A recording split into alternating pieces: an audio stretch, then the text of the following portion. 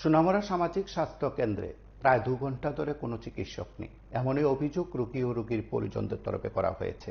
সংবাদ মাধ্যমের কাছে তারা বিষয়গুলো উত্থাপন করেছেন সরাসরি অন ক্যামেরায় এসে এবং বলেছেন তারা কেউ বলছেন 1 ঘন্টা অপেক্ষা করছেন, কেউ বলছেন 1.5 ঘন্টা অপেক্ষা করছেন, কেউ বলছেন 1.5 থেকে 2 ঘন্টা অপেক্ষা করছেন। আজ ইমার্জেন্সিতে সেখানে চিকিৎসক থাকার কথা, যেহেতু রবিবার সেখানে ওপিডি নেই এমনটাই দাবি সংশ্লিষ্টদের। সেদিক থেকে তারা আশা করছিলেন যে হ্যাঁ, ইমার্জেন্সিতে চিকিৎসক থাকবেন। অভিযোগ প্রায় 2 ঘন্টা ধরে সেখানে ইমার্জেন্সিতে কোনো চিকিৎসক নেই। যে দৃশ্য আমরা আপনাদের কাছে তুলে ধরেছি, রোগীর পরিজন সমানভাবে বক্তব্যগুলো রেখেছেন অন ক্যামেরায় এসে। সেদিক থেকে রাজ্যের স্বাস্থ্য পরিষেবা নিয়ে কার্যত তারা প্রশ্ন তুলেছেন, উদ্বেগ প্রকাশ করেছেন একাংশ। কারণ তারা বলছেন যে ইমার্জেন্সিতে সেখানে রোগী নিয়ে এসছেন, ইমার্জেন্সিতে রোগী নিয়ে আসা মানে তারা চাইছেন যে এই সময়ের মধ্যে খুব জরুরি তলবে চিকিৎসকরা তার পরিষেবা দিক, রোগী সুস্থ হয়ে উঠুক এই প্রত্যাশা থাকে। উৎকণ্ঠা তো রোগীর পরিজনদের মধ্যে রয়েছে। ঠিক সেই সময় যখন এই সামাজিক স্বাস্থ্য কেন্দ্রে, আমরা সামাজিক স্বাস্থ্য কেন্দ্রে যখন প্রায় 2 ঘন্টা ধরে চিকিৎসক নেই ইমার্জেন্সিতে, এই বিষয়টি রোগীর পরিজন সরাসরি সংবাদ মাধ্যমের কাছে তুলে ধরেছেন। তারা কি বলছেন আমরা একবার শুনবো।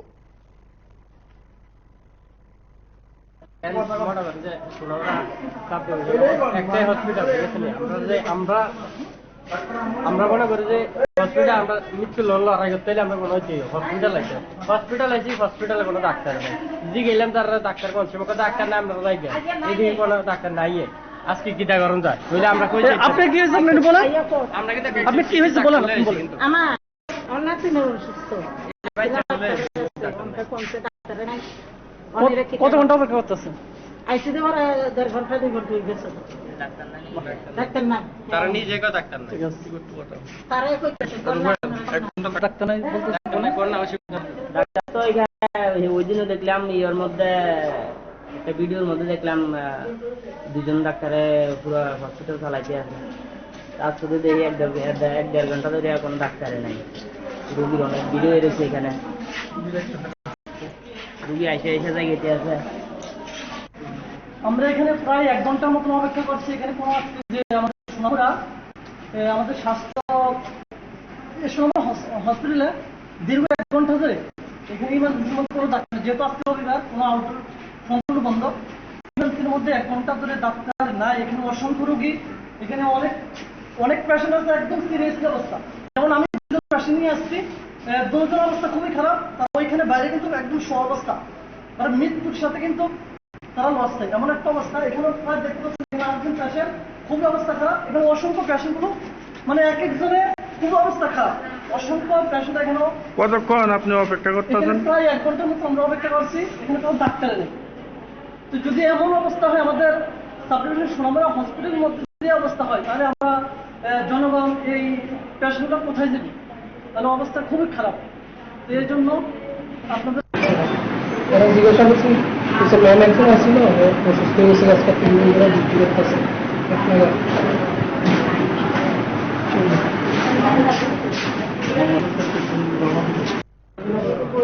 কতক্ষণ অপেক্ষা করতেছেন? 1 ঘন্টা 1.5 ঘন্টা।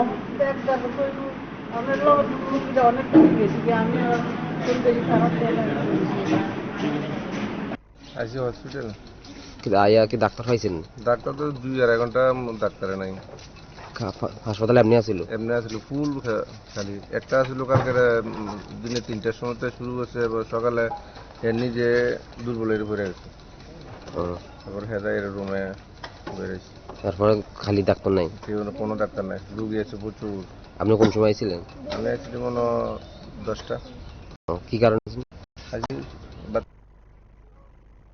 আপনারা শুনলেন সেখানে রোগীর পরিজনদের তরফে কি প্রতিক্রিয়া। সেখানে প্রায় 2 ঘন্টা ধরে অপেক্ষা করছিলেন, শেষ পর্যন্ত কি হলো শুনুন। আমার মামা এবং মামিকে নিয়ে 2জনকে নিয়ে হসপিটালে আছি। তারা মৃত্যুর সাথে লড়াই করছে, এমন একটা পরিস্থিতি, মানুষ শোয়ার থেকে উঠতে পারে না। তো আজকে সকালবেলা 9:30টার দিকে হসপিটালে এসে দেখি কোনো ডাক্তার নাই। অনেকগুলো পেশেন্ট দেখি এখানে ইমার্জেন্সির সামনে বসা অবস্থা, যেহেতু আজকে রবিবার আউটডোর বন্ধ। তো অসংখ্য পেশেন্ট, মানে অনেক এমন ধরনের পেশেন্ট আমি দেখছি যারা মৃত্যুর সাথে লড়াই করতেছে, অবস্থা খুবই খারাপ, শোয়া থেকে করতে পারে না। কিন্তু এখানে কোনো ডাক্তার ছিল না। তো যখন জিজ্ঞাসাবাদ করলাম, তারা বলতেছে কোনো ডাক্তার নাই। একজন ম্যাম আছে, ম্যামে ওই বাথরুমে গেছে, টয়লেটে গেছে এরা বলছে। তো ম্যামে যদি টয়লেটের মধ্যে যায় তাহলে কি 2.5 ঘন্টা কি টয়লেটের মধ্যে থাকে একজন ডাক্তার?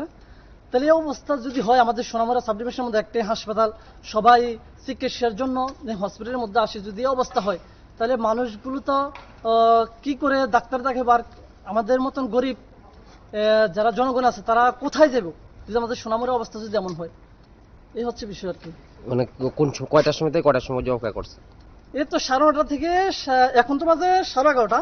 যখন আরেকজন সাংবাদিক যখন আসলো, কিছু বিরোধী যখন করলো, তখন তারা একজন কর্তৃপক্ষ এখানে ইমান যেতে একজন লোক ছিল যিনি ওই হাত কাটলে যিনি ইয়া করে আর কি বাঁধে টাঁধে, উনি আবার ফোন করছে, ফোন করে আবার একজন ডাক্তার কোথা থেকে নিয়ে আসলো, দেখলাম একটা গাড়ি এসে, গাড়িতে একটা ডাক্তার নামলো, এখন চিকিৎসা করতে আছে।